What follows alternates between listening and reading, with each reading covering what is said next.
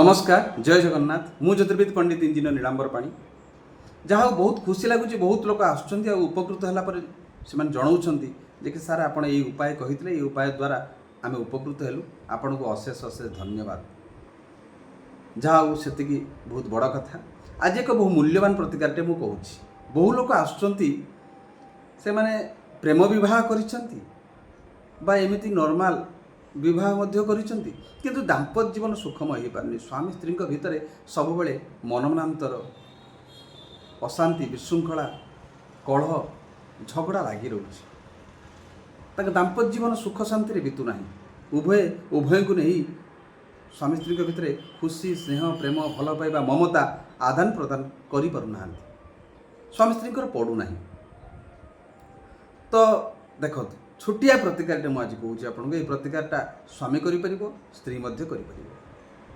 समाज रे बा संसार रे बा परिवार रे खुशी बा सुखी होगापाई हेले स्वामी स्त्री उभयंकर त्यागर आवश्यकता अच्छी आ उभयंकर धैर्य आ सहनशीलतार आवश्यकता अच्छी। स्त्री जदि किसी कहला स्वामी सहीजार धैर्य रहिबा दरकार। स्वामी जदि किसी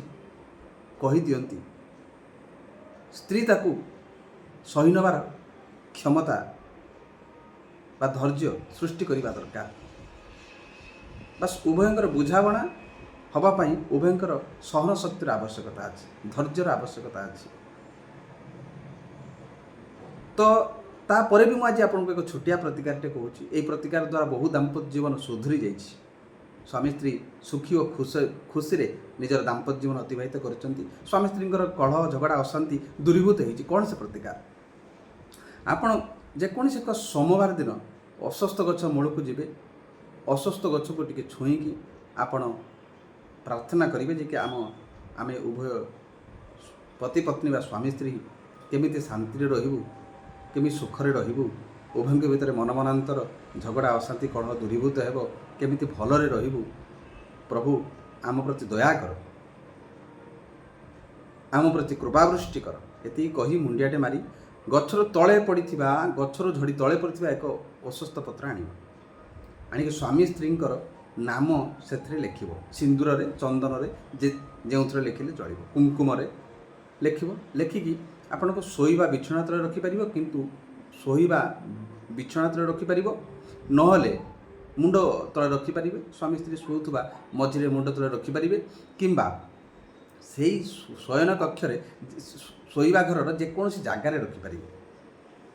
ताजा उपर हो जेकोसी रखिदेव से पत्र को 3 मास रखिला पर नहीं जल स्रोत जल आपण भसाई देव जो जल आपणकर भासिकी जाऊथुब स्रोत जल नदी रे कि पोल्ह उपर थी पकईदेवे नदीर स्रोत जल भसई देला पर आपण देखिए यही आप 2-3 थर खंडे करेंगे 3 मास पर खोपाड़ दे पुणी आउ थे करेंगे 3-4 थर कलापर आपणकर